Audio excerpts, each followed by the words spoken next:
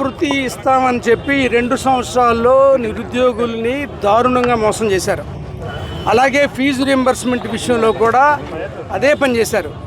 చివరికి జీవితాలకు వెలుగును చూపించి ఆ వెలుగు కోసం ఎంతో కష్టపడేటువంటి డిఎస్సి అభ్యర్థులను కూడా ఏ విధంగా మోసం చేశారో చూసాం.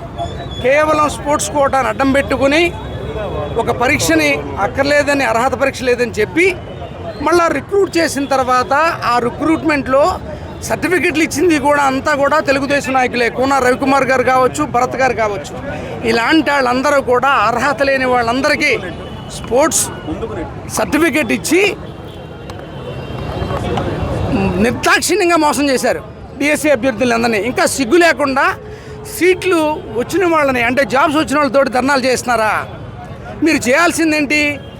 ఏవైతే అనుమానాలు ఉన్నాయో, ఏవైతే మీరు అక్రమాలకు పాల్పడ్డారో వాటిని నివృత్తి చేసి అప్పుడు చేయాలి మీరు. అప్పుడు ఇదిగో మేము ప్రతిభావంతులకే ఇచ్చామని చేయాలి.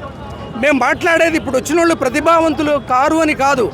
మీరు ఏ స్పోర్ట్స్ కోటా అయితే ఇచ్చారో వాళ్ళ సర్టిఫికెట్ల వ్యాలిడిటీ ఏంటి, వాళ్ళకి అసలు పరీక్ష లేకుండా ఎందుకు చేశారు, మళ్ళీ పరీక్ష ఎందుకు పెట్టారు, 1:1 మంది మీద ఎందుకు పిలిచారు? ఇది కదా. ఇది మానేసి ఏముంది, వచ్చిన వాళ్ళు రమ్మంటే ఎవరైనా వస్తారు. కానీ ఇక్కడ చూశారు కదా జరిగిన అక్రమాల మీద జంజీ ఎలా ఉందో.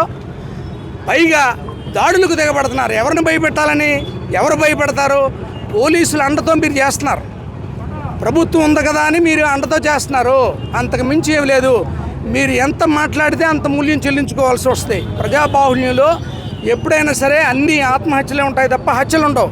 ఈవేళ మిడిసిపడుతున్నారు గవర్నమెంట్ ఉందని. ఈ మిడిసిపాటు ఎంతకాలం? నిరసన తెలియజేయడం మా హక్కు. ప్రజాస్వామ్యం మాకు ఇచ్చిన హక్కు. 40% ఓట్లు ఉన్నటువంటి పార్టీగా, బాధ్యతాయుతమైన పార్టీగా కళ్ళ ముందే ఇన్ని దారుణాలు జరుగుతుంటే ఎందుకు ఊరుకుంటాం? నిరుద్యోగ వృత్తి అని ఓట్లు వేయించుకున్నారు, చేయలేదు. వాలంటీర్స్ డబ్బులు పెంచుతున్నారు, వాళ్ళని కూడా తీసేశారు. ఫీజు రీయింబర్స్మెంట్ అని చెప్పారు, వాళ్ళ పొట్ట కొడుతున్నారు.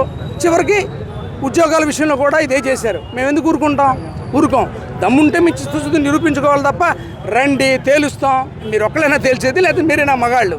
తప్పు కదా ఇలా రెచ్చగొట్టే మాటలు ఇవన్నీ చేయడం. మీరు ఎంత రెచ్చగొడితే పార్టీ అంత రెచ్చిపోద్ది. సహజం అది, తగ్గేదే లేదు. ఖచ్చితంగా చేస్తాం.